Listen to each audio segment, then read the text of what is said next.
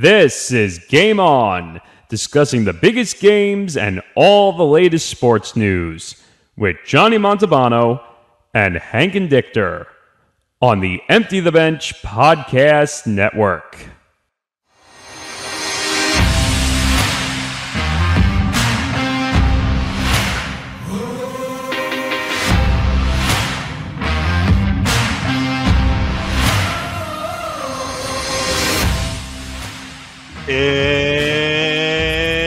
It's showtime, folks.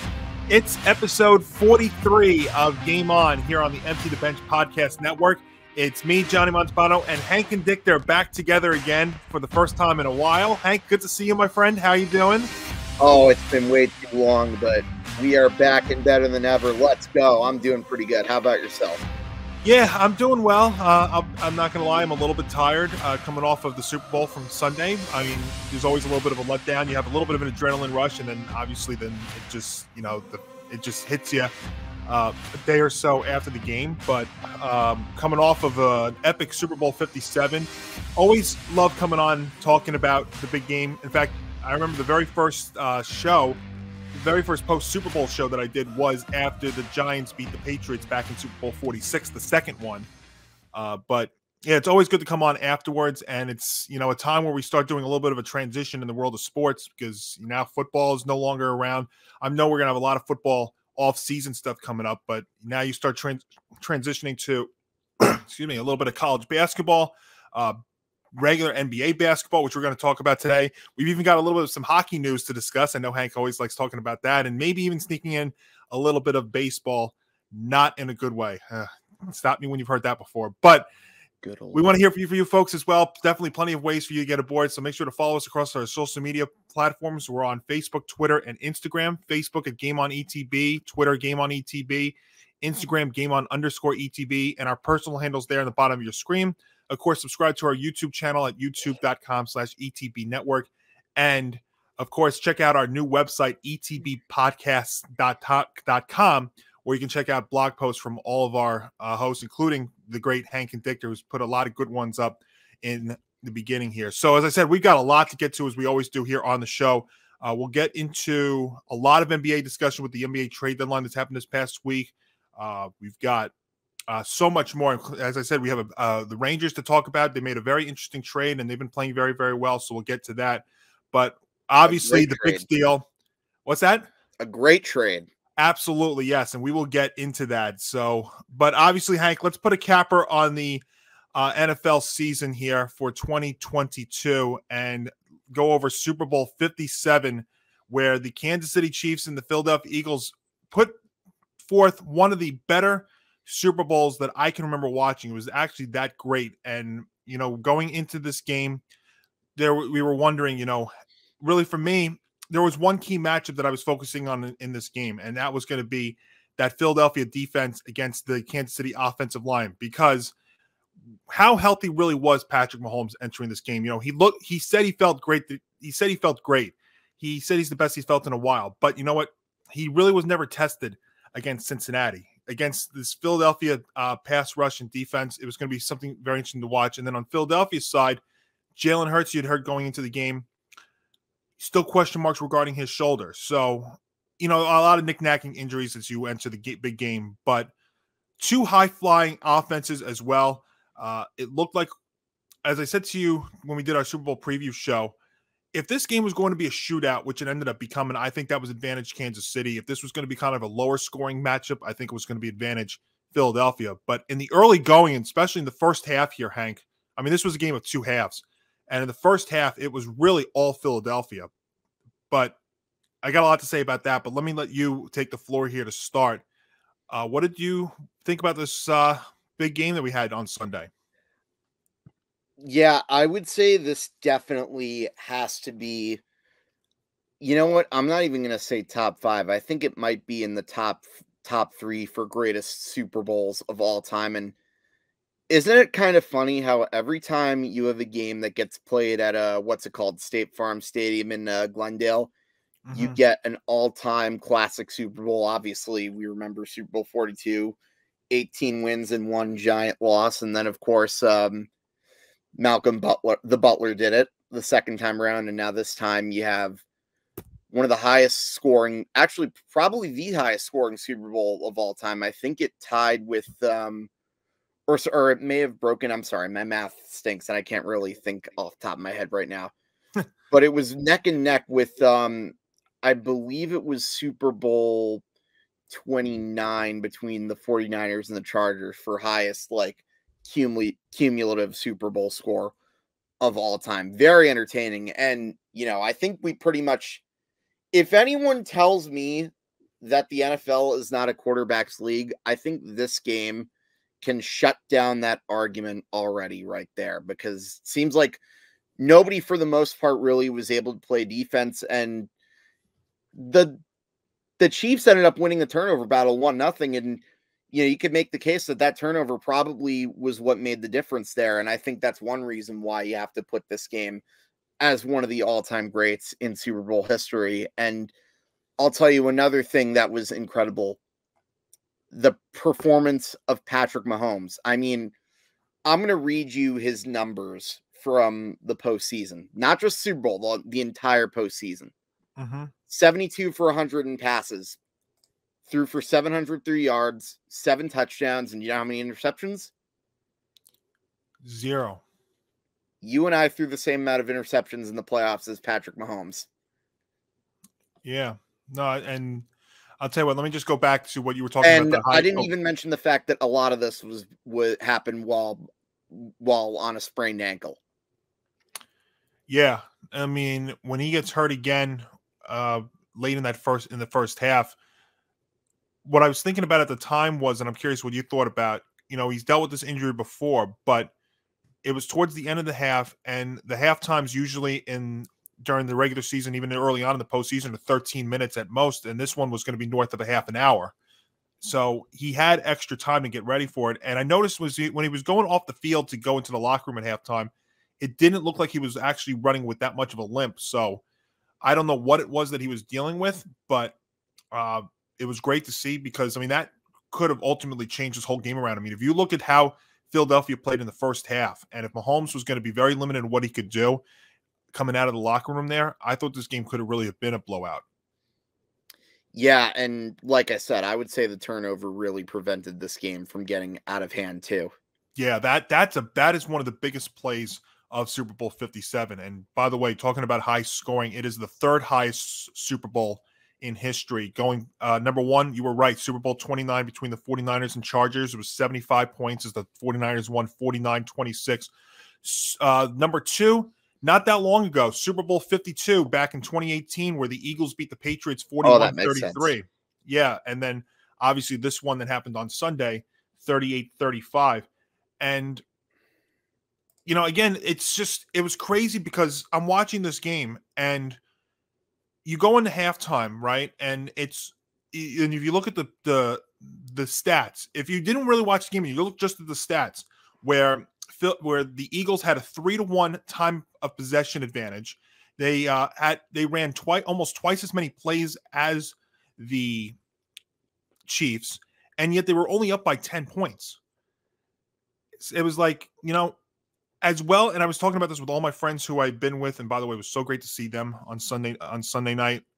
People I hadn't seen in almost 3 months. It was awesome. I was talking about this with them in real time. The fact you looked at those numbers, they were showing on the screen, and Philly's only up by 10 is like, you don't want to be like this against a Patrick Mahomes team. Now, if he comes out of the locker room and he looks fine, you knew he was going to come out there and play, but he looked like he was fine. I'm like, you know what? Kansas City still got a real shot here. The key was going to be really the third quarter. If they could, keep Philly out of the end zone, if they could keep them out of really keep complete control of the ball, and they were able to do that. And really, that turnover by Hurts, which it was crazy because there really was nobody anywhere near him when that happened, was really one of the biggest plays of the game. Yeah, I definitely would happen to agree with that. And, here's something that isn't really going to get talked about enough too. One person you have to give a lot of credit for the second half comeback, I would definitely have to say former Giants legend Steve Spagnuolo doing a really good job adjusting. I mean, the only mistake they really made in the second half was giving up that long bomb to Devontae Smith, which led to the game-tying touchdown for the Philadelphia Eagles. But, you know, other than, if you really take that out of the equation, they only gave up a field goal in the second half to the Kansas City Chiefs and their defense. So, once again, credit to Spagnuolo for making the adjustments. And as I said in my recap blog about this game, you know, now that he has 3 rings, one being with the Chiefs against the Eagles and one being from 2007, I guess you can really say once a Giant, always a Giant for Steve Spagnuolo. Right. No, for sure. Now, a couple of other things as we talk about this game, and we talk about maybe like the legacy of the Chiefs in the spot, because if you look at this Chiefs team, I mean, obviously they've got the best tight end in football in Travis Kelce, you know, but really, I mean, they didn't have Tyreek Hill.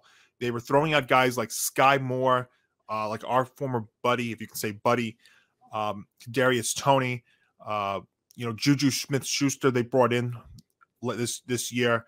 But I mean, even one of the big players in this game was Isaiah Pacheco, and there was a guy I brought up on our show on Saturday that, you know what, he was going to be important too on the ground, because you always need a good ground game as well as to open up the passing department. And Pacheco had some pretty good runs as well. And Tony, let's be fair, you know, Tony had a big play in this game too. You know, had the longest punt return in Super Bowl history to help set up the Chiefs as well. So almost became the first player ever to return a punt for a touchdown in Super Bowl history. Which is just crazy to think that nobody's ever done that. But special teams lately in the past couple of years is really taking a big thing. I mean, we obviously know about the kickoff returns for touchdowns, but never a punt return, which is a pretty crazy thing that has never happened before. Well, another guy you have to give credit, and this guy's going to probably sound like the unsung hero when all is said and done with the Chiefs, but Brett Veach. I don't know if you know who Brett Veach is, but this was the guy who drafted guys like Isaiah Pacheco, Sky Moore, and other guys I can think of off the top of my head are Nick Bolton and Creed Humphrey. Yeah. And he also made other big trades that helped the Chiefs in getting Orlando Brown and Frank Clark on the defensive side of the ball. But the most important thing he did for the Chiefs was he was the first person in that organization that saw film on Patrick Mahomes. And he was the one that said, hey, we got to draft this guy. He's going to be talented. He saw the talent in him, and he knew that he had a great coach that's been excellent with quarterbacks in Andy Reid that could work with him. And the not so end result yet, 6 years, 3 trips to the Super Bowl, won 2 of them. Basic math, on average, Chiefs will win a championship once every 3 years, and half the time you'll even get to the Super Bowl. Yeah, that's pretty remarkable, especially nowadays with how teams change constantly. And, you know, also another thing too was we had talked about how great the Chiefs, the Eagles defense has been all season, and for the Chiefs not to allow a sack was an unbelievable feat. And especially, you know, with the Patrick Mahomes, who I know the Eagles were trying to go after him because, I mean, you know, he's fair game. So, but just a lot of amazing things. And this is how you get it done in Kansas City. You know, you look at these teams that make these deep runs, and there always seems to be a guy that comes out of nowhere or gets drafted real late. You know, we saw it with San Francisco this year with Brock Purdy and his contributions. We saw how many of those guys with Kansas City, whole team-wide thing, and they get it done. And I just remember, you know, when we were doing our preview show, that I always gave KC a shot because of Mahomes, but this was definitely what looked like to be his worst team, and all his worst team did was put up another MVP kind of season, or not kind of, definitely an MVP kind of season. And, you know, took a 14-win team and won the Super Bowl. I mean, that's not bad. If that's the worst team you've had in your 6 years as a starting quarterback, I mean, that's pretty damn good. And like you said, now the legacy of Patrick Mahomes, now 2 Super Bowls in 3 trips. He's been in at least the AFC Championship game every year as a starter, which is a very difficult thing to do, especially nowadays with the extra wild card, the extra teams in the playoffs, the 17-game season. It is remarkable. Now, I'm not ready to go down the Brady road yet because that's what people are going through. You know, they're talking about him now being a Hall of Famer. I mean, look, let's be fair. Mahomes definitely is on track to be a Hall of Famer. There's no question. But guys, he's only played 6 years. I mean, he needs a little bit more longevity before we can start saying Hall of Famer. It's not a knock. It's just, you know, the way it is. There are players that don't get into Hall of Fame on 5-year careers. Now, again, it's the track that he's on is nothing short of incredible, especially nowadays. But you know, the thing you wonder with Mahomes here going forward here as he continues this legacy is his health. Because you know what now? I mean, he's still only 27, but, you know, in the last couple of years, he's had a couple of knick-knacking injuries here.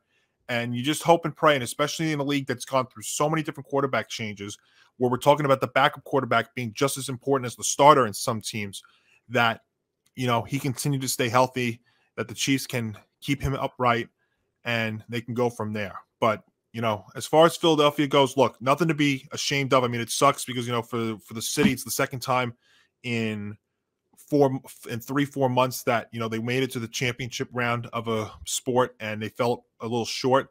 But, you know, Jalen Hurts played one of, if not the best games of his career, even in the losing effort. You know, it's not on Jalen Hurts why they lost this game. Now, that freak fumble was a big deal, but, you know, a couple of big things, that and, you know, the penalty late that helped the Chiefs get that field goal and ultimately, you know, win the game, which, Hank, I mean, I know that's another thing people are talking about a lot as far as the game itself is the Bradbury penalty. I mean, you know, because of the timing of it is why it's a big deal. Now, I've seen a lot more not get called, so that's what's very tricky about it as far as my thoughts about it. But, I mean, that penalty definitely was another big point in Super Bowl 57. Here's the thing, though, and let me read you this excerpt from a blog that will be posted shortly. Well, in order for a quarterback to succeed, he needs to get by with a little help from his friends, which brings me to the number one reason. The referees. JK, that holding call on James Bradbury was absolutely the correct call, even if it appeared ticky-tacky. And you know who agrees that it was the right call? James Bradbury himself. After all, he admitted it after the game. Sorry, Eagles fans, but when your team fumbles for the only turnover, doesn't hold the 10-point lead, and can't play defense, I think there goes your argument for complaining about that call. Sorry to say. Don't mean to kick them while they're down, but... No, you're absolutely right. I mean, this was really the one game all year that they... I mean, it's very rare. Let me give you a fun fact. The Eagles are only the second team to blow a lead of at least 10 at halftime. Care to guess who the other one was? The only team to blow a 10-point lead at halftime. Well, probably... I don't know if they were up by 10 plus at halftime, but it probably was the Falcons. In the words of Tom Scavetta, you would happen to be correct. That's nice. Little game show ding, ding, ding there. Yeah, that had to be the oh, yeah. It was definitely the Falcons. Yeah.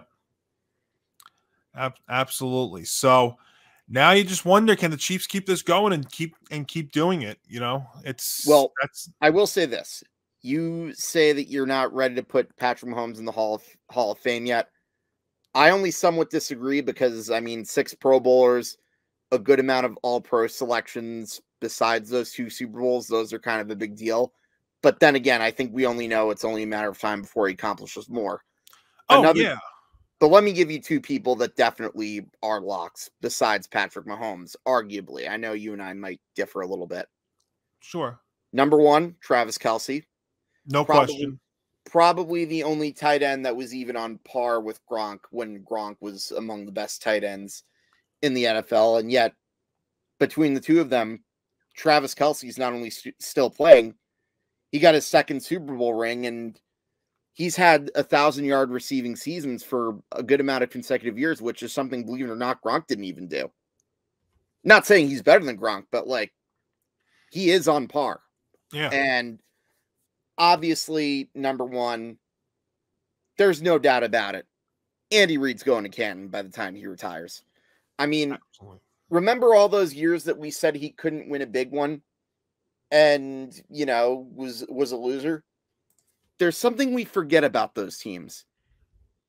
They didn't have as much stars as you really look at. And I'm talking about those those Eagles teams that he coached. I mean, Donovan McNabb, I would consider very good, not elite, but decent enough quarterback. And you had a good amount of running backs such as Deuce Staley. I think he had Dorsey Levens briefly, but Brian Westbrook was probably the best of them all, though Shady McCoy's up there too. And wide receivers. The only star receiver he really had on the Eagles was probably T.O.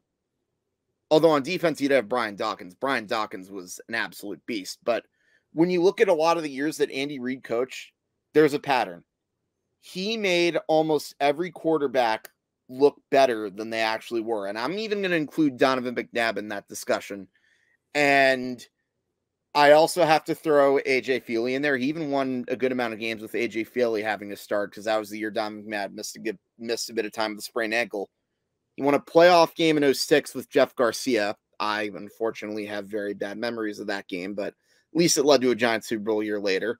Mm-hmm. And you look at Michael Vick's numbers, his best statistical season was in 2010, right after he got out of jail with Andy Reid.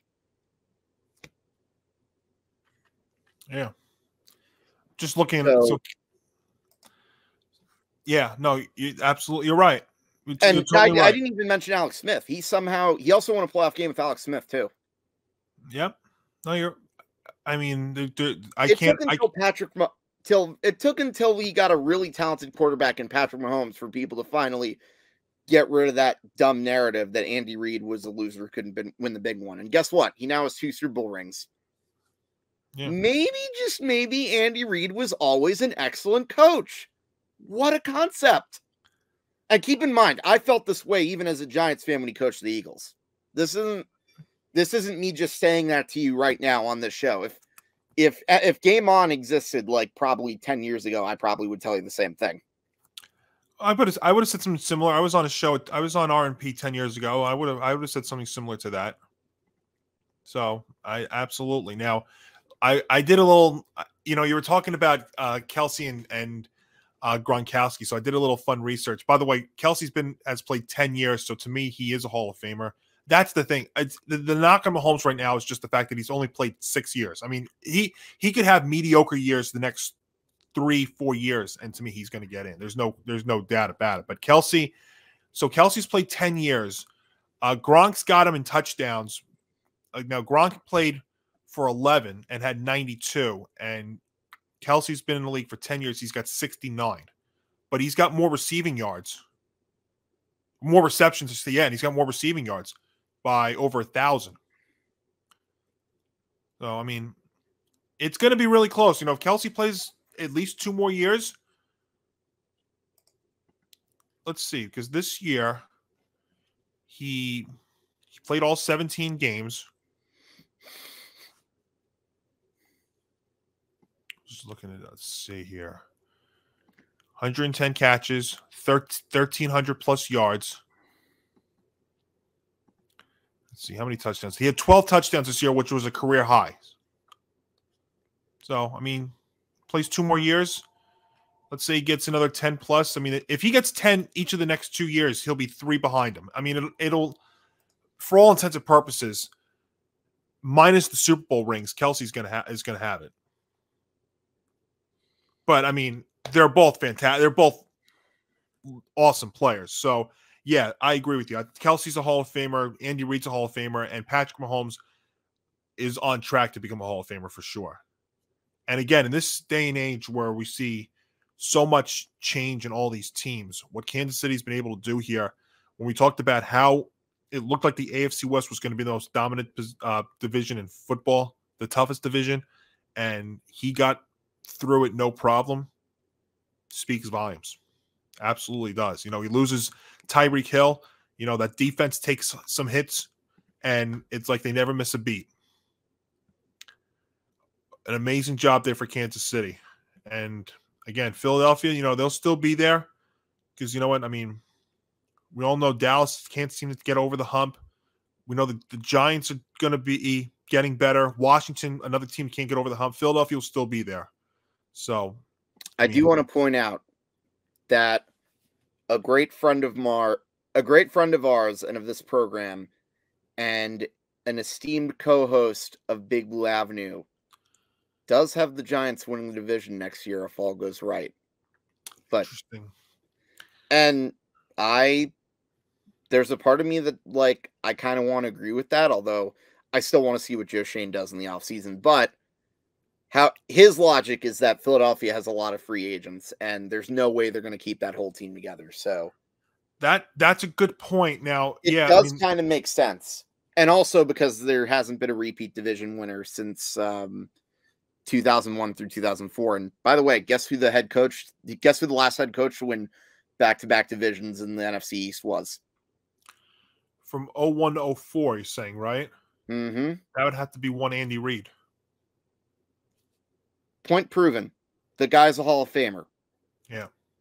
No more questions asked. Case closed. I love the fact that it sounds like we're making this a game show. I love the whole question thing here. Well, that's great. Well, we're both game show fans. It makes sense. Oh, yeah. Absolutely. And you know what? Game shows are sports, like I've said to you. You know what?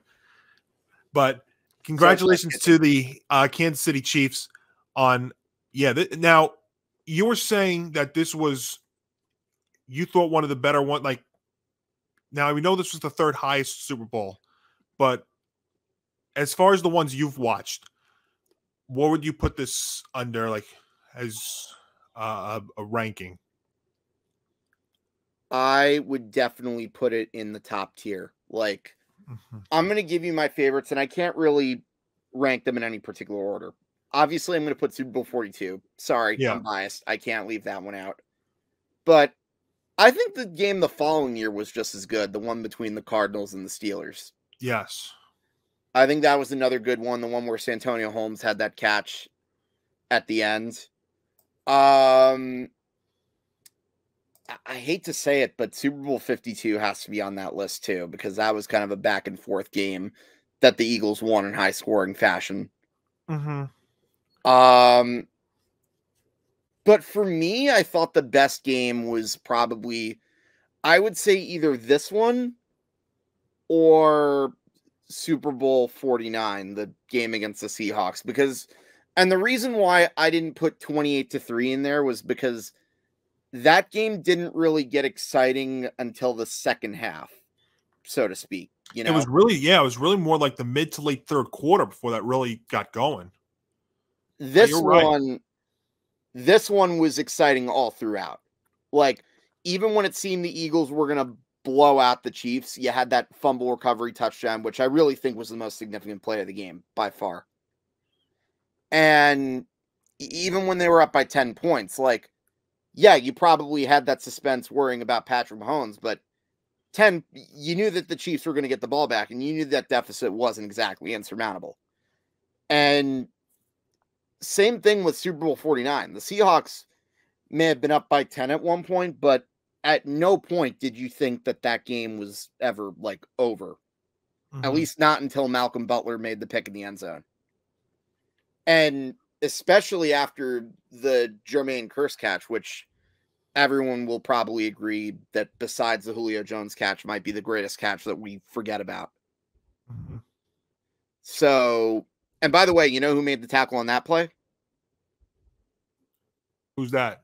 Malcolm Butler. Malcolm Butler. Yep. Malcolm Butler's name has been mentioned a lot. Twice he saved the Patriots in that Super Bowl.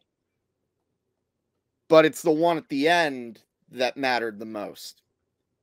Because if Butler was nowhere near Jermaine Kearse when he made that tumbling catch, he's in the end zone. Yeah.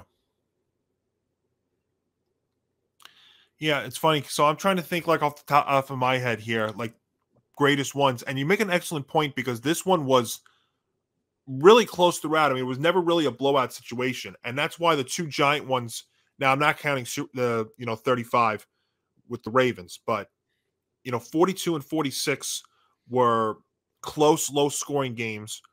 And, it's also a different feel when your team's in it. And that's what I told people. You know what? Like, this game, I was looking forward to watching it, but I never really was, like, gripping with anticipation to watch it. But when your team's in it, it's such a different feel. But I'm just trying to think, like, you know, the one last year, the Rams and the Bengals last year, that was pretty good. The two prior were not. The defense, see, 53. Everybody was complaining because there was no scoring. I think that was really more about defense, and I didn't have a problem with that. 51 Patriots Falcons, we know that one obviously. Super Bowl 50 was 49. The Patriots. Actually, the first 49ers Super Bowl or the first Chiefs Super Bowl was all right. The one against the 49ers, that's true. Yeah. It wasn't terrible. I mean, it wasn't as bad as, say, I'll give you the Buccaneers Chiefs. That was not a good one. That was literally the exact same Super Bowl as Super Bowl 18, which was Joe Montana against Dan Marino. Well, remember, if going back to the Chiefs for a second here, see the one against the 49ers, Kansas City scored 3 touchdowns in the fourth quarter. Yeah. So they were down 20-10 going into the fourth. And I remember that. And then they scored 3 scores. That's right. That was a good one. See, 50. Yeah, their second one that they were San in. Francisco was like comfortably ahead in that one. Right, yeah. Now, 55, I should say, back in 2021. The thing with that was exciting because that was like the first time where we were like trying to forget about COVID. And you actually started to have some fans in the stands, and it kind of felt like a real game. So that was all right. But, I mean, obviously the 2 giant ones, you know, that's always, to me, going to stand out. But, yeah, no, I mean, this was one of the better ones. And you know what? They needed this because there really wasn't anything else that was exciting about Sunday night. And what I mean by that is, and we're going to get to some more of this here, the commercials, the halftime show I thought was okay. But, you know, going to the commercials here, because that's something else that everybody wants to talk about. Now, I'll be honest with you, I did not watch all of them. Again, I was with about 20 people Sunday night, and I was trying to catch up, and I was trying to multitask and do both. And I was talking with some of them on Sunday. Was there one commercial that really stuck out? To me, the answer is no. And there always is every year. There's always a couple that always like stand out either in a neutral way, in a positive way. I felt some stood out in a negative way, which I will not get into. But there really wasn't one to me that was like, man, that was awesome. I think some of these companies tried way, way, way too hard this year. And I feel like it just got lost in all of it. The game was so great that, you know, the commercials just didn't live up to it. But that's just me.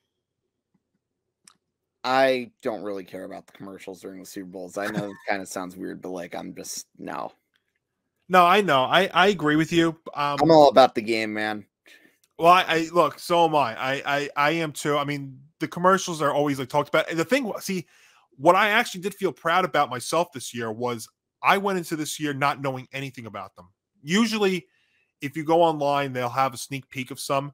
I actually tried staying away from that. I really didn't watch even a lot of the coverage leading into the game this week because it's just, again, if your team's not in it, it's just a different feel. Like for me, like I said, I was with a bunch of people I hadn't seen in a few months. I was just as excited for that as I was the game. So that's what it is. And when your team's not in it, that's what it is. Now, what about the halftime show? Halftime show. I'm going to be honest. I actually thought it was decent. I thought Rihanna did a decent job. I think, you know, for someone who we found out, well, we kind of saw based on what she was wearing and the belly bump that she was pregnant. Mm-hmm. That still was not too bad, I feel like. I know you might disagree with me. I don't know. I thought it was all right. So to me, it didn't stick out. I mean, at least we didn't have any Janet Jackson like repeats. So there's that. Hank, see, you nailed it right there. There was at least there was no controversy with the halftime show, and that's what I like. And I would say if I had to put it on a scale of 1 to 10, I would say it was probably about a 6 or 7. Now, after I found out the news, and it came out later on during the game that she was pregnant, then to me it actually became like an 8 or a 9 because I mean to do that was great. I mean, she sounded fine now, whether that's lip syncing or not. I mean, whatever. I mean, it still turned out to be really, really. I mean, I thought it was entertaining. You know, I was hanging out with a bunch of my friends who are either in a cover band or love listening to live music, which is one of the many great things we love doing down here in South Carolina. We thought it all sounded fantastic. So, yeah, I would say actually at the end of the day, I would probably give it about an 8 on a scale of 1 to 10. And Rihanna's always got great music, so that's the thing too. I was kind of wondering too, and I think we were talking about this on the show on Saturday. Would there be a surprise guest that comes out? Now, JC was actually at the game, so we were wondering if maybe JC was going to come out to for Run This Town, or if there's going to be anybody else that came out with one of the songs that she does, but that did not end up being the case. But I thought it was fine. Yeah, I mean, now that I've had some time to think about it, and then the news that breaks about her being pregnant, I mean, to me, it actually made the show that much better, considering. So, yeah, to me, I thought it was fine. You know, we're never going to have the halftime shows like back in the day, whether either Prince in the Rain or, you know, I still think one of my favorite ones was Lady Gaga. But I'm almost like you too. I'm not really there for the halftime show either. And it went long. You know, remember the game? That's the other thing too about the game Sunday night. It didn't kick off till 6:45 because of all the pregame festivities and stuff. Yeah, the pregame festivities definitely felt as long as, I would say, AJ Burnett or Steve Traxel in between pitches. Oh, jeez. And now they can't do that. Oh yeah. I mean, it felt like this whole week. I always say the longest 2 weeks in sports are after the conference championship game and leading into the Super Bowl. Yes. I think it's like that from a sports media perspective. I think it's for stuff like what we do here. Now, we're fortunate because we do cover other stuff, but yeah, it usually is the longest 2 weeks. And, you know, we'll have a couple of days to reflect, think about this game. And then there's going to be a little bit of downtime. And then there's going to be, you know, the offseason. And the offseason of the NFL is going to be another crazy one this year. That's how we started the show back in March of last year, with a lot of quarterback news. There's already some quarterback news that's already been breaking, which we're going to get to in just a little bit here. But, yeah. Now, one of those bits and nuggets that I want to talk about as well, as we'll make a little bit of a football transition here. There was a very interesting thing that came out. Now, again, I don't like talking about stuff that happens the week leading into the game, but there was one big nugget that I want to discuss here that came from the state of the commissioners thing. I think that's, what do they call it? The State of the League. That's what it is. Their State of the Union, State of the League with the NFL, with Commissioner Roger Goodell. Because one of the things he said here was that flex scheduling is now open, is going to happen, is confirmed for Monday Night Football, and that it's possible for Thursday night. Now, I don't mind the flex scheduling on Sundays, Hank, but I don't like this idea at all. I think there's a few reasons why this is just not a good idea. Number one, for the players' safety, I think it's not a good idea. And also for the fans. I mean, let's be honest. You know, it's not that easy. When you're going to a game now, I've never gone to an NFL game, which is crazy to think. In my 32 years of existence, I've never been to a pro football game. The only kind of football game that I've ever attended was one of my prep rallies in high school. That is the closest thing I've seen. I've not been to a college game. I've not been to a pro game, at least not yet. But you know what? I mean, I'll take the perspective, like for you, if you were ever going to MetLife Stadium, like if you were living on Long Island, like I was my first 25 years of my life, and I had to go to MetLife Stadium, you're pretty much committing an entire day on Sunday to it, between either driving or taking mass transit, between the 3 to 4 hours that you're going to be there for the game, and then trying to get out and get back home. You're literally talking about an all-day venture. Now, a lot of people are off on Sundays where they can do that, but say they have that stuff planned for a Sunday night or a Sunday night, and then they flex this game to either a Monday or they flex it to a Thursday. That's not easy for the fans to do. And also for the players, I would imagine, how do you prep for a game that's going to happen? Well, I guess for the players it'd be a little bit different because you'll have a week or two in ahead of time. But for the fans, it's not as easy. So I don't know if I really like this idea that Goodell has talked about. Yeah, I mean, it works on Sundays because Sunday there's like the different time. Yeah. Excuse me, trying to get my yawn out of my system. I'm as tired as you are, but I'll calm down. Adrenaline. Yeah, no, if you're gonna switch to a Monday, that could throw the players off and put them at a disadvantage for sure. So, especially if it's a Monday night, if you bought tickets, imagine you're a family of four, you bought tickets for a day game, but then both teams get good and all of a sudden you got to flex it up to a primetime spot. What if those kids have to go to bed? Hey, absolutely. And yeah, I should know about the whole commute there, because for me it's like about 45 minutes to get there, 45 minutes to get back, and that's not including the awful traffic in New Jersey, because I've made that drive numerous times to Giants Stadium. It's not fun. And Yeah. there we also haven't even factored in that people will get there early to like do the tailgating and stuff. Sure. So when you say that it's a whole day, that's not even close to an exaggeration. No, it's not. And if a day does have to go to Monday night, then it's gonna suck for those people who like have to work that night, and then either they'll have time or they have to wake up early the next day to go back to their jobs. Yeah. So here's what they were talking about. So Goodell said that he wouldn't be surprised if flexible scheduling would come to Thursday nights, which already exist on Sunday nights and will be implemented on Mondays in 2023 at some point in the future. Not today, but it'll certainly be something that's on our horizon, Goodell said this week. Yeah, I don't know. I think it's tricky because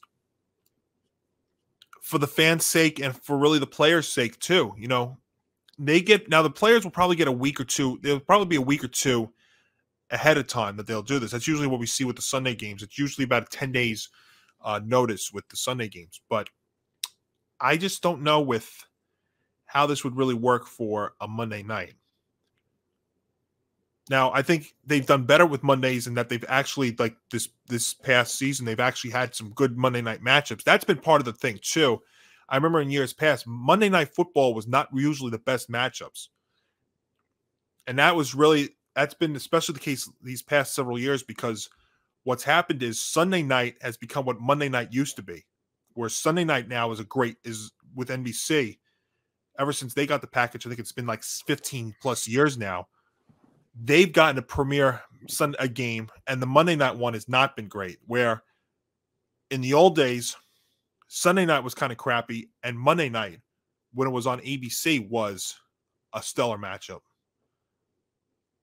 So what they probably are trying to do is they're probably trying to spread it out where you get a great matchup on Monday night in addition to all the Sunday games and the Thursday matchups. And as much as it pains me to say this, the Thursday night package with Amazon was a success this year. So they may want to try and bring a stellar matchup to Thursday. And, we're going to see more streaming stuff with the NFL. Next season, remember, YouTube TV gets the what was the DirecTV Sunday ticket. So it's definitely, streaming is becoming the future. We're going to have to adjust to that. Mm-hmm.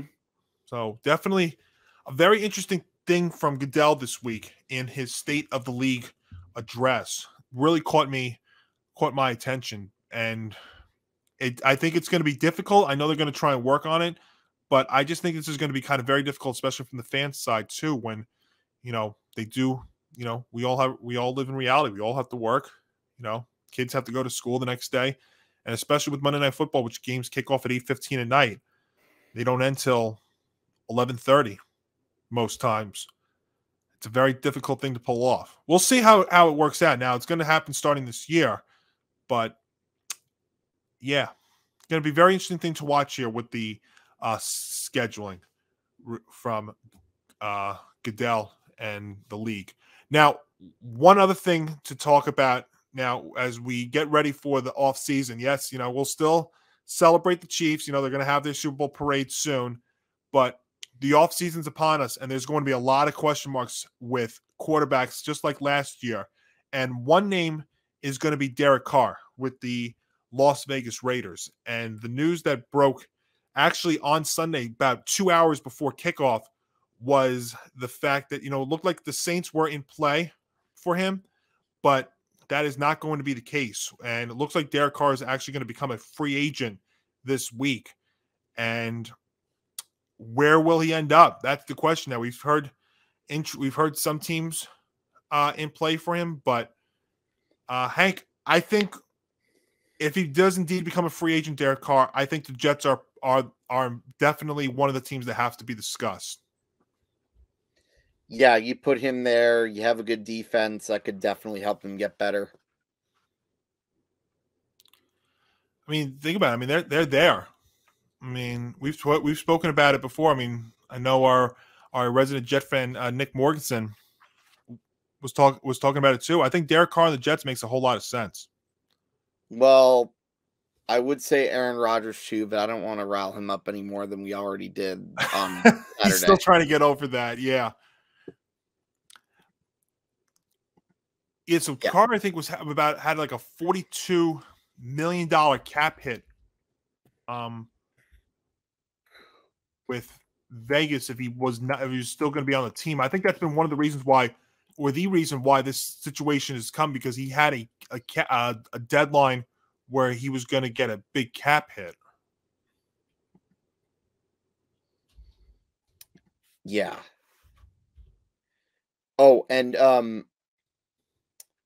I gotta say, the way the Raiders definitely did Derek Carr, they probably did him dirty. But speaking of which, it's gonna be a tough time if you're a Raiders fan, no? Because you lose out on Derek Carr, and now your division rival just tied you with Super Bowl wins. And as a matter of fact, then not only did they tied you, they won the more recent Super Bowl. So, got to be a tough pill to swallow now. Yeah, I mean, especially when it looked like, Vegas was building something for the longest time. Last year they had that magical run with Bisaccia, and this year they don't bring back Bisaccia. They get Josh McDaniels, and it still looks like they have a pretty decent team there, but in that powerhouse that it looked like in the AFC West, and it just never really got going. They got off to such a poor start, and then they have to pretty much tell Derek Carr to stay away from the team for the final couple of weeks of the season. So, yeah, very, very, very tough thing there. And, it's because Vegas does have, they do have players on the team. They've got Hunter Renfrow. They've got, they got a very good, we talk about tight ends. They got a very good tight end in Darren Waller. They got Josh Jacobs, the running back. But, yeah.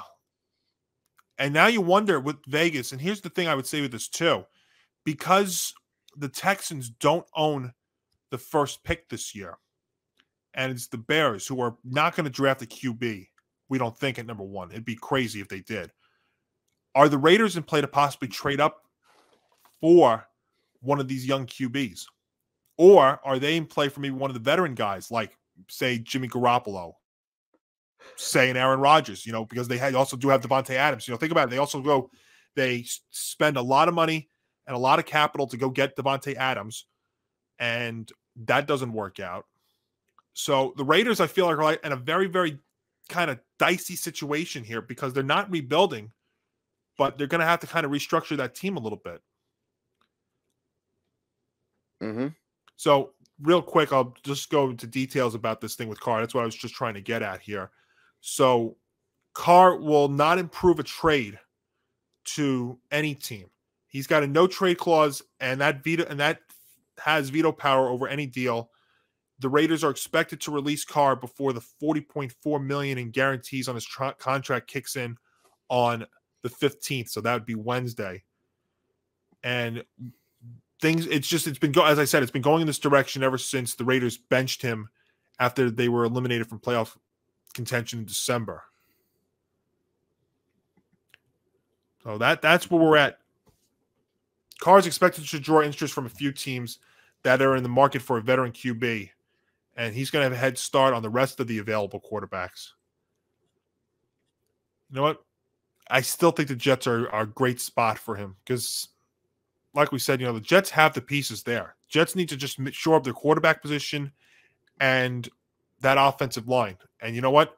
I think they got a chance to not overtake the Bills, but to make things very, very close. I think Buffalo, one of the things we learned this year is Buffalo's not people think they are to being a Super Bowl winner. And, they're going to have a big question at running back.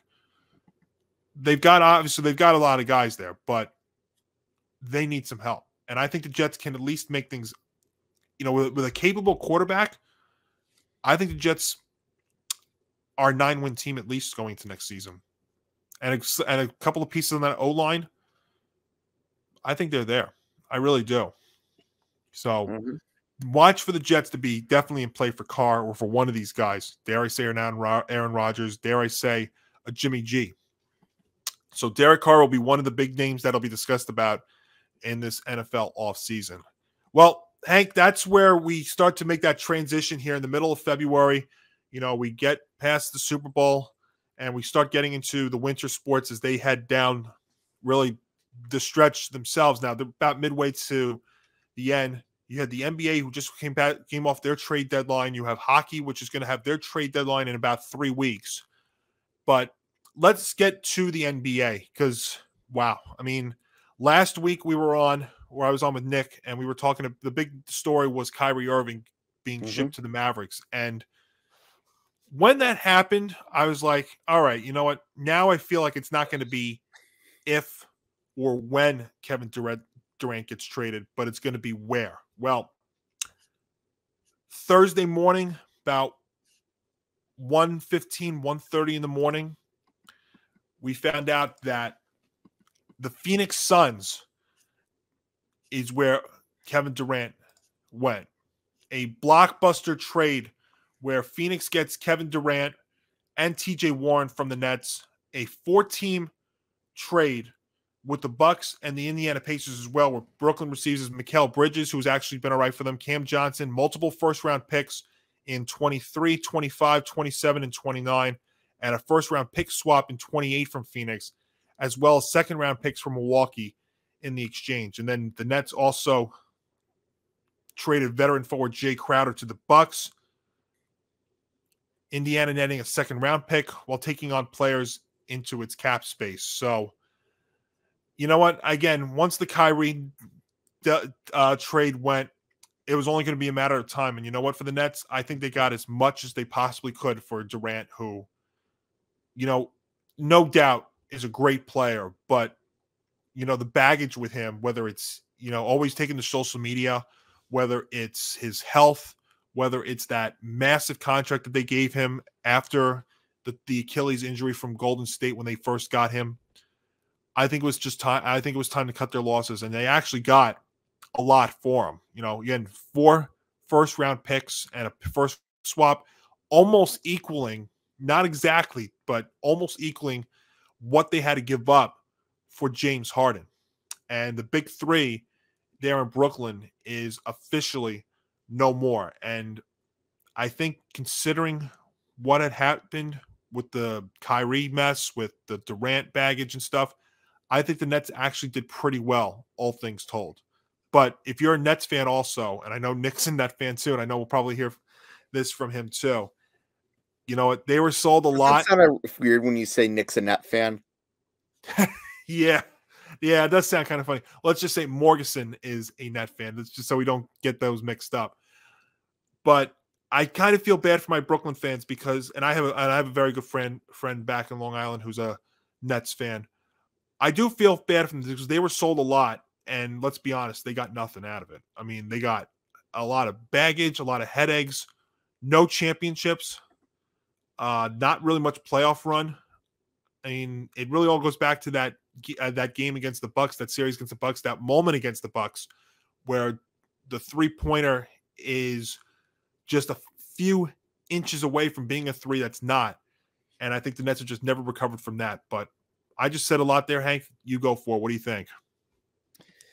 Yeah, if you're the Brooklyn Nets, it's got to be really tough. And to the diehard Brooklyn fans, and I'm not talking about the ones that came in just because they didn't want to go on to the Knicks, You definitely have my sympathy, if only because, you've rooted for that team for a while. I remember when they were practically in shambles and didn't have a draft pick because Billy King practically just gave them away like pieces of candy to kids.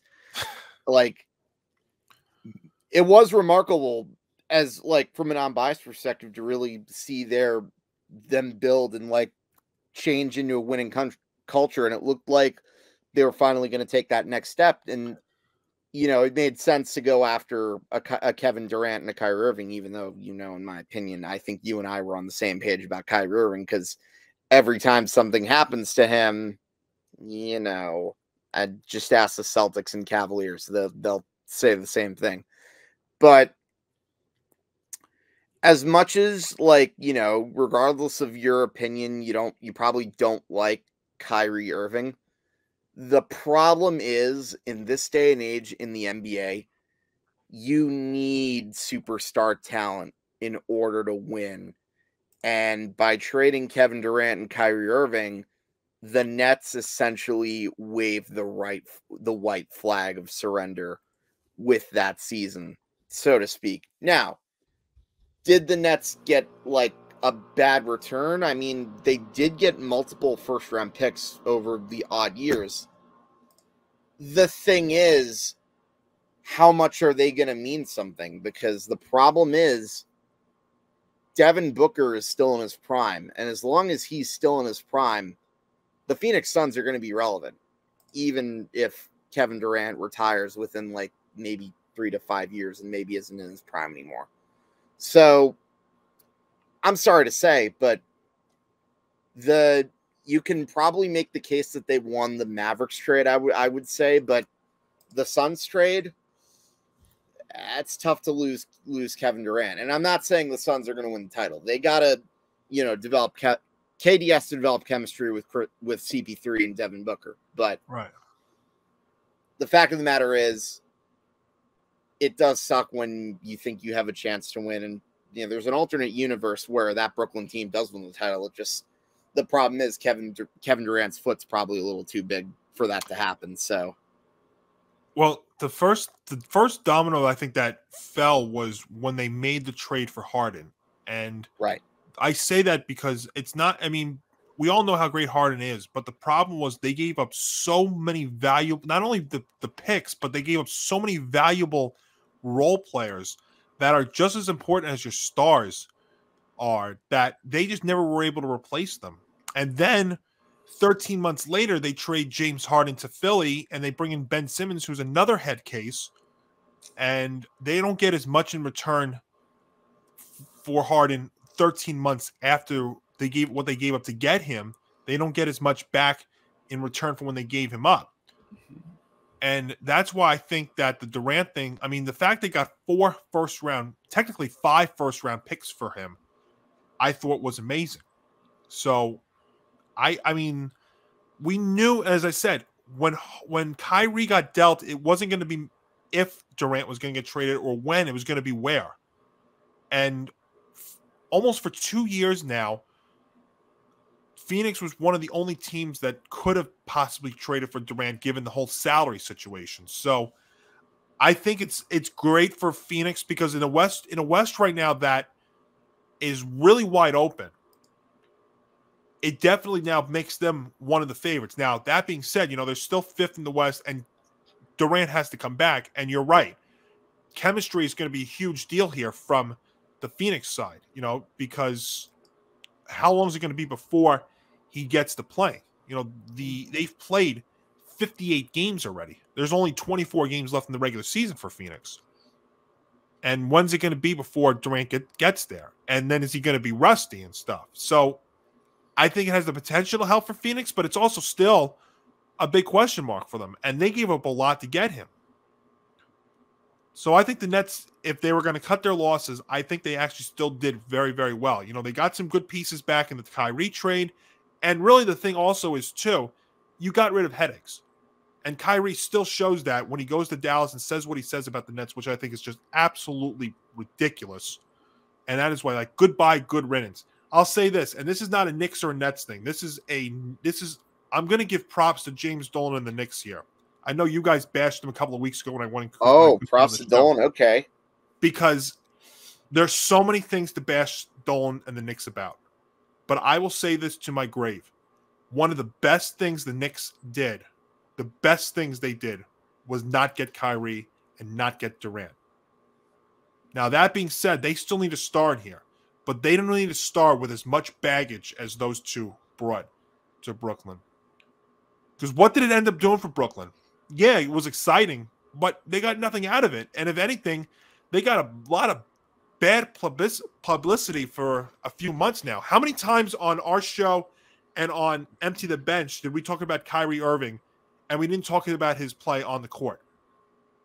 We've done 43 episodes of this show, and I can't tell you one time I ever talked about Kyrie's game on the court. We talked about his anti-Semitism. We talked about him flipping the bird to Celtics fans in the playoffs last season.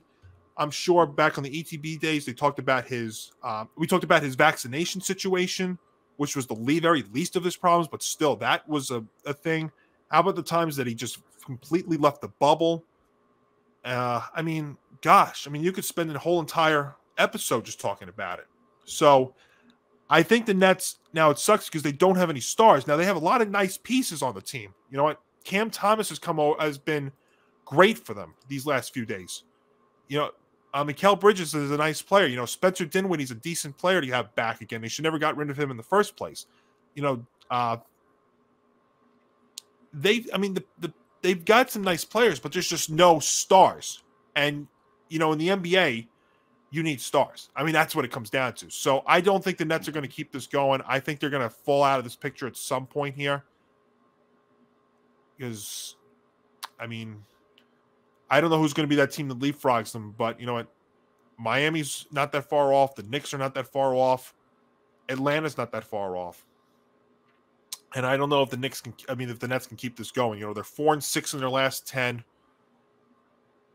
We'll have to see here. I mean, they've got some nice pieces, and it's looking good, but I don't know if the Nets are going to keep this going. I mean, they may be able to get into one of those play-in games, but I think the ship is going to slowly fade because at the end of the day, if you don't have any stars on the team, you can have some nice pieces, but it's just not going to get it done. But I do give them credit, though, for cutting their losses and actually getting a pretty good return for two players that may be great players, but are head cases, and you had to get rid of them. Yeah, it's a tough situation, but I think the Nets they might be better off, but that probably won't happen until the long run, I would say. Yeah, I mean, we'll see if it's going to be a bit of a ways to go, though, before they really are a championship contender again. Yeah, now I like Jacques Vaughn as a head coach, though. I mean, I feel terrible for Steve Nash, what happened to him. He was never put in a good spot there in Brooklyn. Jacques Vaughn, I think, has shown before that he can get it done, but they're in a very, very tricky spot right now. But you know what? And I have to look at the free agency list in the NBA next year to see if there is a big-time player out there that could go to Brooklyn and maybe get it started. But we also see now that these stars like to link up with other stars. So I think Brooklyn's going to have to build this from what they've got, but they are showing that they actually do have some guys. And maybe that could be one thing you can at least get going into the offseason and into next year there for Brooklyn. You know, some other moves that happened during the deadline. It was pretty quiet on deadline day up until about 1-2 o'clock. And then you heard some of these other ones, like the Lakers were actually kind of active too. You know, they swapped Beverly for Bamba. They dealt Thomas Bryant away to Denver. The Clippers were pretty active. The Warriors, one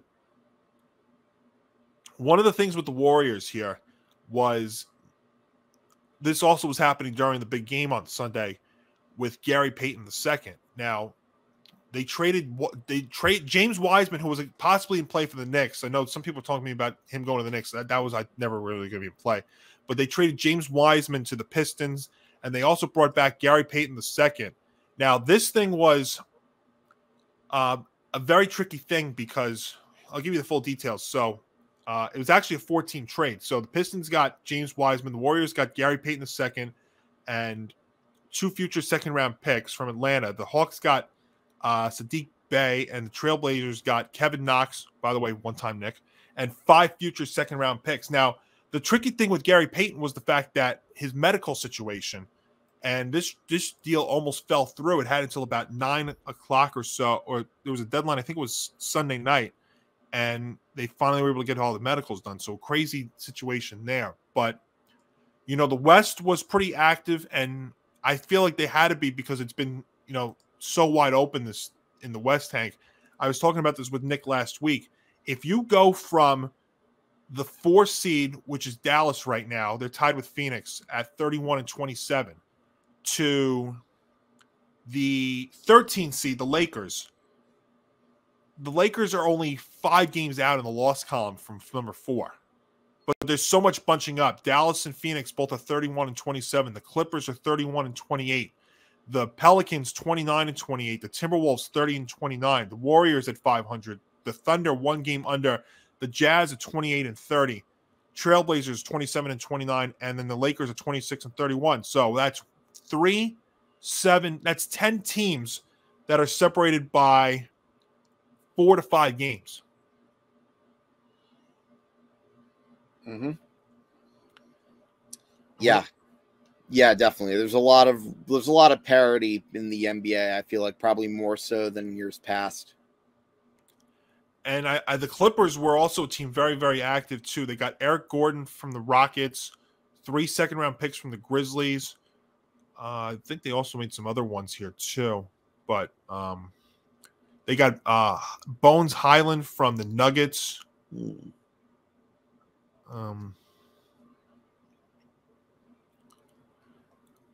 Really it was really a wild deadline. And, you know, the Knicks, I know, got Josh Hart. I was kind of all right with them not making any major moves. Again, the Knicks are still not in that position really right now to get a big-time player. I think they still got to grow this out. You know, they're showing, you know, the Knicks are at least playing competitive, fun basketball at times. Are they lacking a star? There's no question about it. But again, I will continue to say this too. If Donovan Mitchell's on this team's only a few games better than they are right now. And again, maybe that what's that? Yeah, marginally. I really do. I guess there still would be lacking pieces that they would need right now. But they're a fun team to watch. You know, I mean, yeah, they give you, you know, stress and stuff, but they're the Knicks. They're supposed to do that. Ajita, exactly. So, all in all, a crazy trade deadline, and now the NBA will head down the stretch here with about 25 games left. And I'll tell you what, if you want some fun basketball, speaking of basketball, you think the NBA is going to be wild down the stretch here? And we'll get into this a lot more in future shows. College hoops right now is just incredible. You know, I don't usually get into college hoops until about this time, but I've been into it for several weeks. And the real reason why is I sit here, Hank, in the middle of February, and I couldn't really tell you who the best team in the country is right now. I know, believe it or not, the number 1 team in the country right now in college basketball, and yes, this is college basketball, is Alabama. I think they're really good. I don't know if they're still the best team in the country. This, to me, is so wide open that I think we could be looking at some major upsets come tournament time next month. I think we're going to be in for a lot of fun.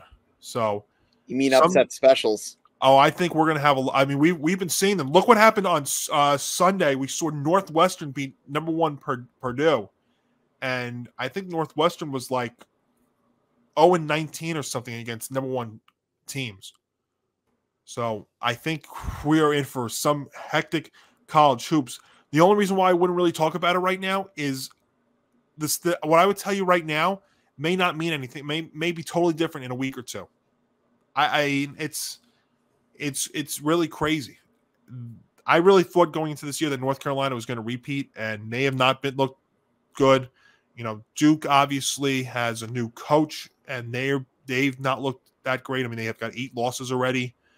Kentucky, think about this: a John Calipari Kentucky team may not even be in the NCAA tournament the way things are looking right now. I know the great Joe Lunardi, Mr. Bracketology, had Kentucky as one of the first 4 out right now. So it's really like you look at college basketball on the men's side, and it's so wide open. It's going to be a lot of fun next month. I can't wait for that. Not only to mention the fact that I have a week off from the main job in the middle of March, which is going to be nice, but also the fact to watch the tournament.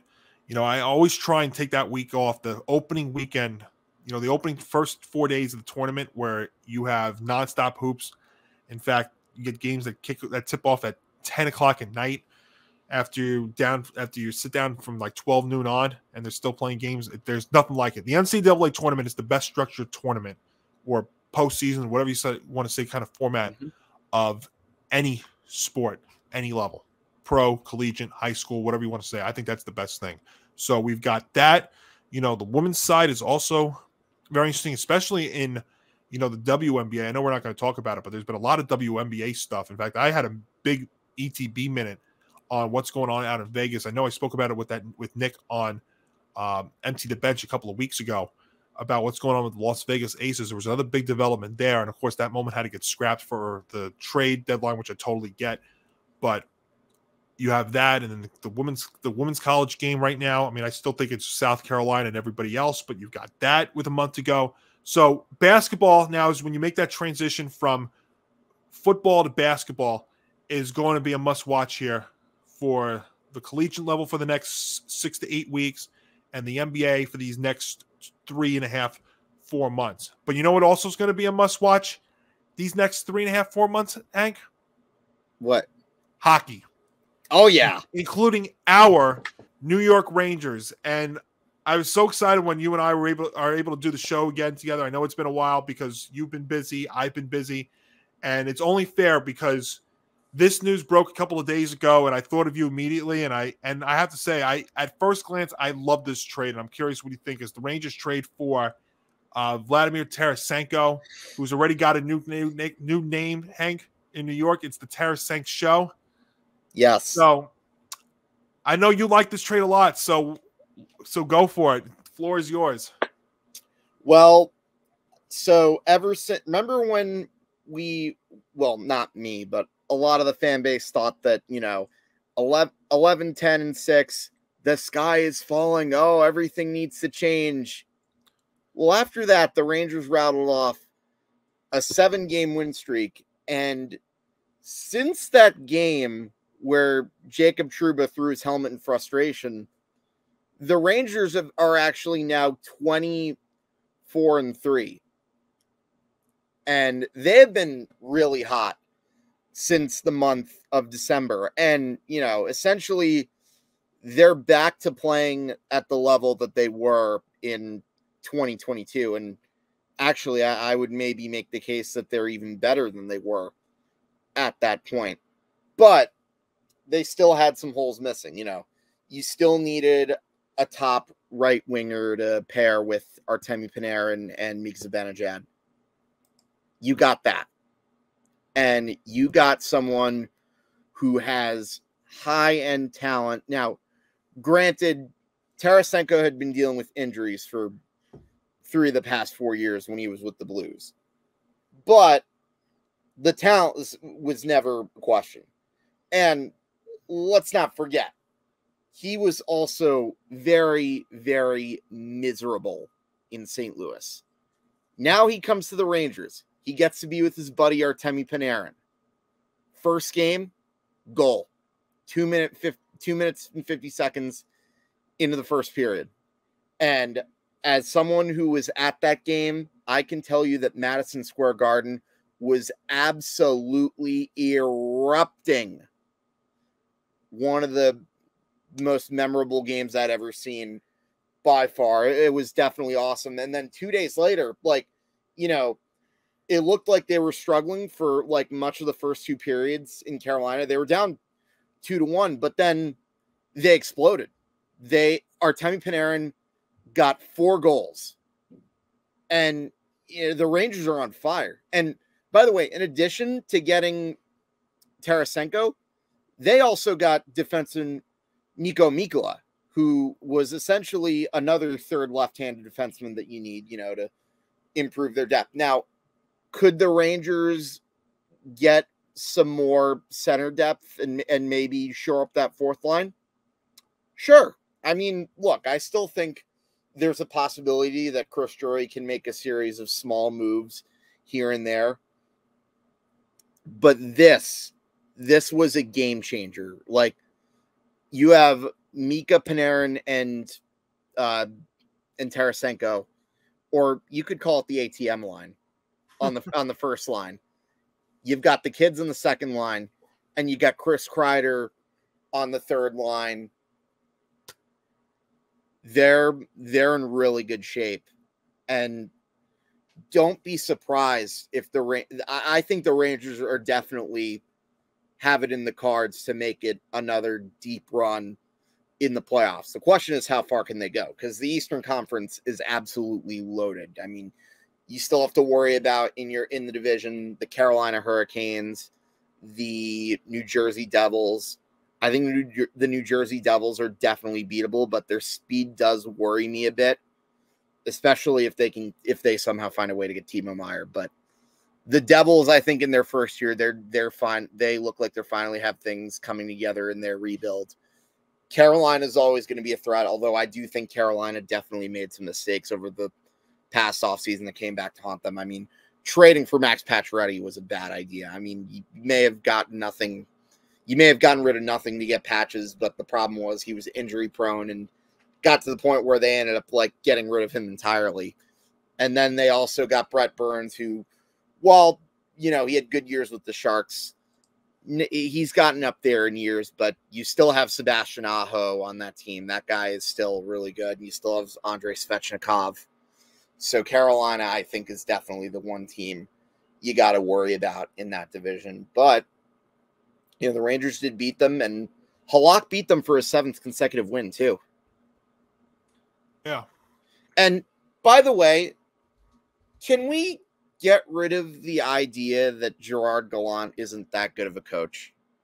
I think we really need to start giving him some credit because, absolutely, you know, most people complain about, like, oh, how he uses, like, the players and whatnot. And look, do I like that he moves around the lines all the time? No, not really. But at the same time, let's put this into consideration.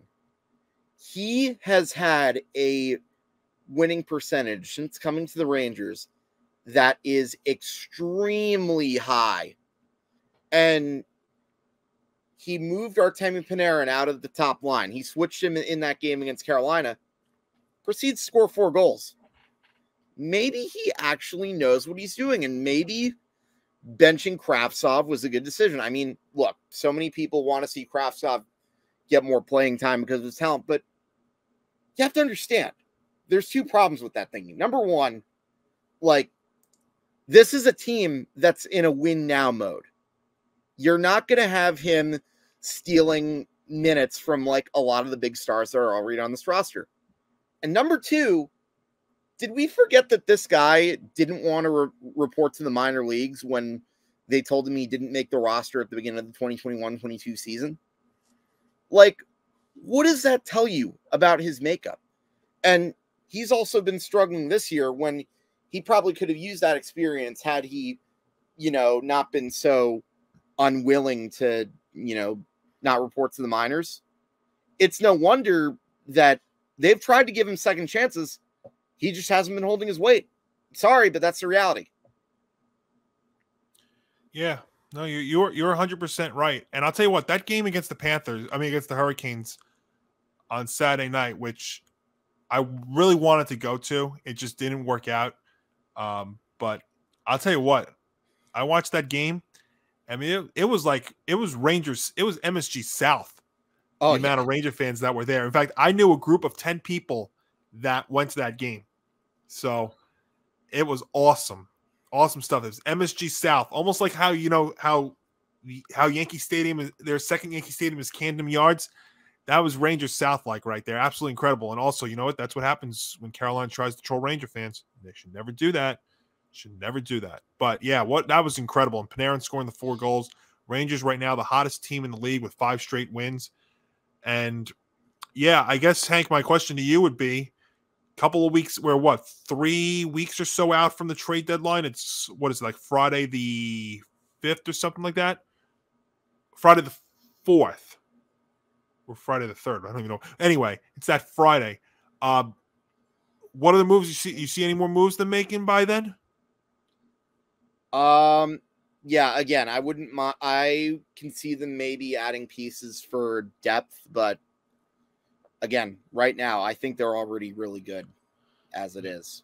That's true, and sometimes you don't want to mess with chemistry. And right now, and here's the good thing about the Tarasenko trade: you traded him with weeks to go before the deadline, and them going out.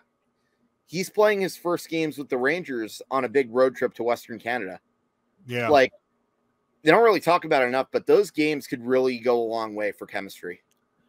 Yeah, definitely. And Rangers are in the middle of a stretch right now where they're playing 4 straight on the road and 6 of their next 7. They have 1 home game in their next 6 games, and that is going to be on Monday the 20th against Winnipeg. But yeah, no, they play Vancouver on Wednesday and then a back-to-back at Edmonton, which is going to be a nice matchup there on Friday, and at Calgary on Saturday.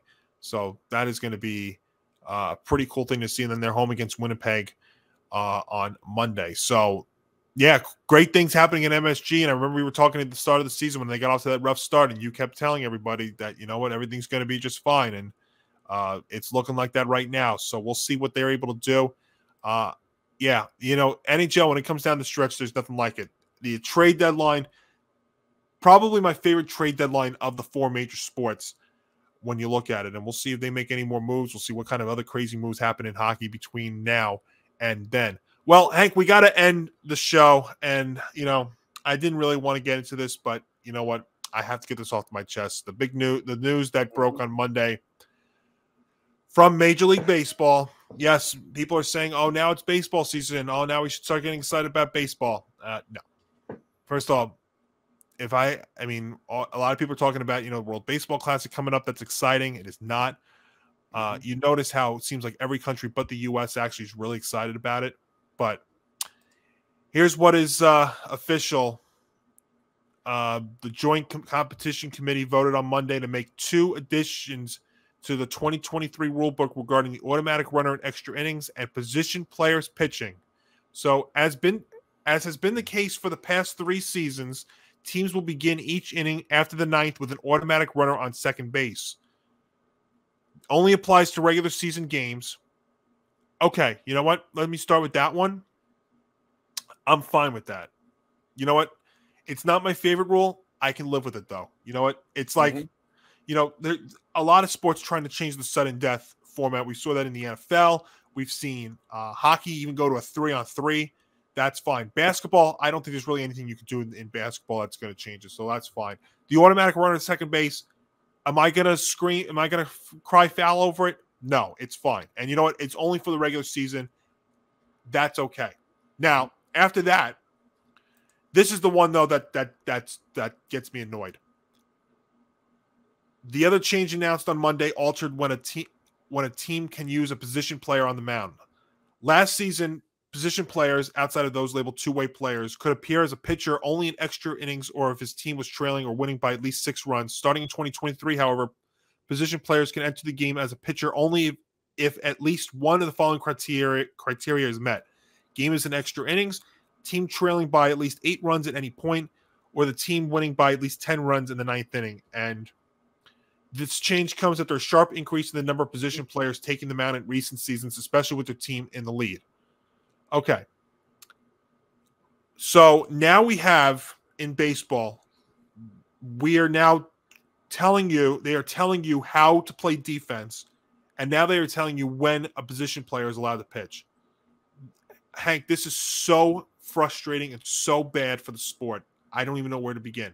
If a team wants to use a position player to pitch, it should be their choice. It should be their prerogative to use them wherever or whenever. You know why one of the reasons also this happens a lot too is because we are having so many pitcher injuries and stuff.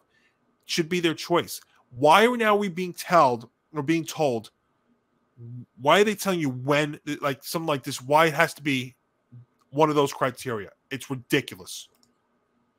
They should, if I'm up by 3 runs and I want to put in a position player, that's a risk that I'm taking doing that. Mm-hmm. Why am I told not to? So now I'm being told that I can't shift and I have to play defense a certain way. And now you're only allowed to use a position player like this. You know what? This screams for one banner. There it is. Yeah. Good old Rob Manfred. He is back.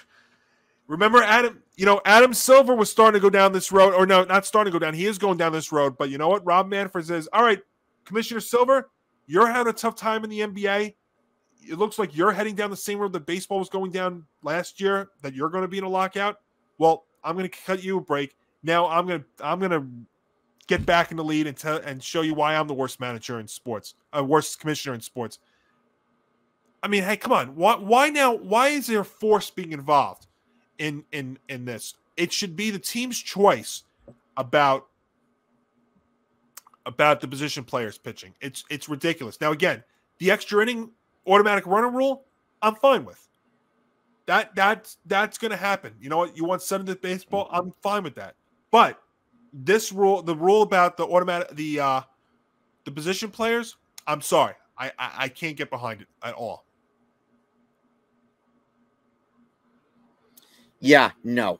It's yet another way that Manfred is trying to fix a sport that was never really broken to begin with. And like I said, it's just adding more and more problems, and he's continuing to help make the game decline in popularity. And it's just a real dang shame, because you and I are probably some of the few people that really see the true beauty in baseball. Like, I'll still watch Yankee games probably as much as like the average diehard fan, but at the same time, you're losing. It's the casuals that you're really losing at this point.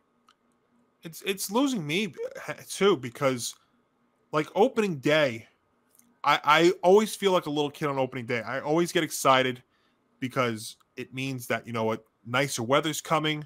It means that we're out of the doldrums of the winter.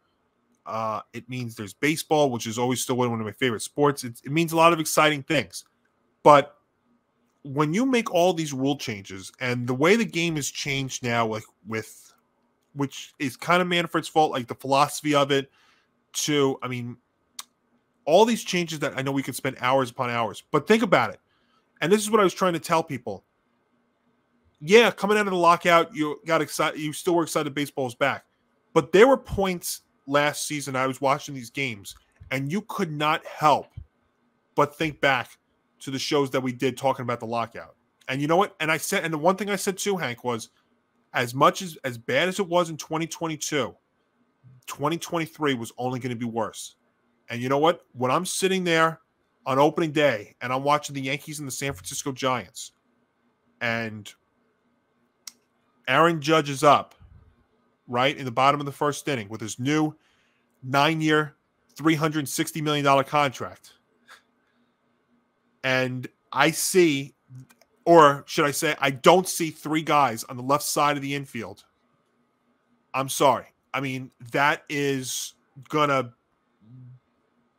tick me off. Because you know what? Yeah, it might give, and I'm saying that as somebody who says that probably gives an advantage to Aaron Judge, but you know what? That should be the Giants' defense. That should be their option. That should be their risk that they're taking, shifting for Judge. And you know what? Judge should learn, as a professional major league hitter who now is making $360 million over the next 9 seasons, to go the other way. Because again, what is your number one job in baseball, or what is it supposed to be? It's to get on base. It's not to hit home runs. And yeah, that's attractive to the guys. It's probably why Judge got his $360 million. Well, it was more than just the 62 home runs, but I digress. But when I see that the defense is not lined up in a shift, it's like, because it's being not lined up in a shift because they are being told not to line up in a shift. That's just wrong. You know what? Now, when it's 5-0 in the 9th inning, and there's a team that's burnt out their bullpen or trying to rest it. Yeah, if they're up 5-0 and they're trying to rest their bullpen, now they would never do this, but if they can't bring in a position player to rest that bullpen, not because they don't want to do it, it's being told they can't do it. That's not right. They should not be told this. That should be their option and their risk that they're taking. And that's what's being eliminated from this game. One of the many things that are being eliminated. Shift, it's annoying, but it should not be eliminated. Are you going to tell an NBA team, an NHL, a hockey team that they can't play the neutral zone trap? You're going to tell an NFL team that they can't line up in a 4-3 or 3-4 defense? That would never happen. Yet in baseball, Rob Manfred is telling you that you cannot play defense a certain way. You cannot have a position player pitch in certain situations. That's just wrong. I'm sorry. And you wonder why baseball is going down this road. They could tell me that they made a lot of money last year. You know what? A lot of that was because of inflation. There's problems with this. There are loads of issues in this sport. I'm sorry. And I don't want to keep going down this road, but they keep bringing ways to do this. And now at a time where you have players that are reporting to spring training, which is always a fun, that phrase, pitchers and catchers report to spring training, used to always be one of the most exciting phrases in sports. You know what? I don't even care now. I'm sitting here. I have the Rangers who are playing great, the Knicks who are competitive. I've got college basketball, which is as exciting, as unpredictable as it's ever been before. And I'm coming off of one of the better Super Bowls that I've seen in my 33 years of existence, 32 years. I can't get behind it. And Manfred wonders why. And he does this kind of crap year after year after year. I mean, there's going to be more because nobody is gutsy enough to stop him. It's a disgrace. Baseball, tell you, baseball used to be America's pastime. It's not. You know what? We used to talk baseball 24/7, 365, especially when I lived on Long Island. You don't now. You don't do it as much. And maybe that also speaks to the success of the other New York teams in town, but you don't do that now. You do football 24/7, 365. And it's a damn shame. It really is. Good old Rob Manfred. He's not changing, folks. If anything, he just finds ways to get worse. And he's taking Adam Silver with him because Adam Silver is doing stuff to the NBA is doing stuff to itself that it is going down that bad road. So, you know what? Roger Goodell 1, Gary Bettman 2. I said it. Those are your top two commissioners in sports. Goodell and Bettman. And Goodell's no saint, but you know what? They're both flawed. They're both flawed, but you know what? Goodell's still got the best. You look at the numbers that the NFL does. You look at what they're doing. And you look at what hockey's done, especially now with ESPN being back and Turner Sports Package. Hockey's got it. Hockey's got a good thing going. Yeah, I said it. Gary Bettman's the second best commissioner in sports. What a world we live in. You got anything to close out on good old Rob? Nope. I think your rant pretty much did it justice. The guy sucks, and he fixed what really was never broken. I think. By the way, let me rephrase that. He fixed what wasn't really broken. He fixed, yes. I like what you did there. I think that's a good way to wrap up episode 43 of the show. I can already see that making the best of part 1 of 2023 right there. Thanks, Rob. The gift that keeps on giving. But that's going to put a nice little wrap up on episode 43. If you like today's episode, leave a like button on our YouTube channel at youtube.com/ETB Network. If you're new, hit that subscribe button. Our subscriber count is going up thanks to all of you. And as always, hit that notification bell so you know when we're going to be on next. So you've got MMA Outsiders coming up this week. You've got Empty the Bench, which is now moving to Thursdays at 3 p.m. So make a note of that.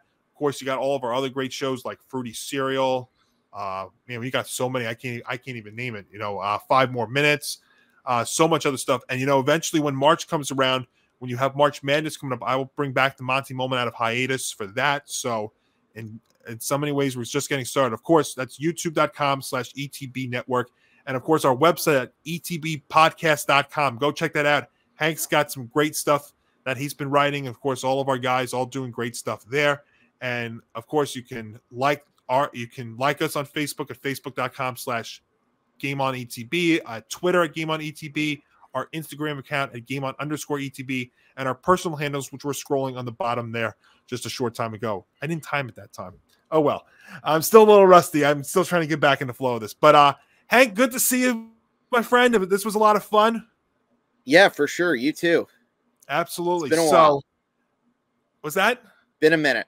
Yes, it has been a minute. But so, folks, for Hank and Dictor, I'm Johnny Montalbano. Enjoy your week, everybody, and we'll see you again next week.